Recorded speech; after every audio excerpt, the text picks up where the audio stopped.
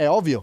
È contrario al buon senso. Primo, perché se devi fare un grande investimento tu vieni in comune, vieni a parlare con il rappresentante del popolo che ha votato il popolo e che lui ti dice se si assume o no la responsabilità di fare certe cose. Quella roba là l'hanno fatta di nascosto, come i banditi.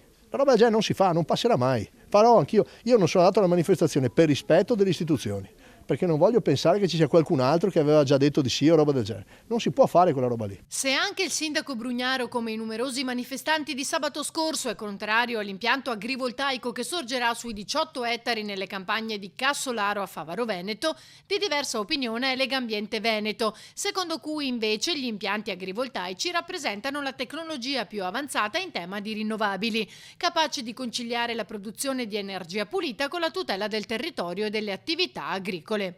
L'associazione ambientalista invita a mettere da parte demonizzazioni e diffidenze e sottolinea la necessità di un cambio di paradigma energetico per arginare la crisi climatica attraverso il passaggio dalle fonti fossili a quelle rinnovabili. Decarbonizzare l'economia, dicono, è sempre più urgente ed è necessario attuare misure coraggiose.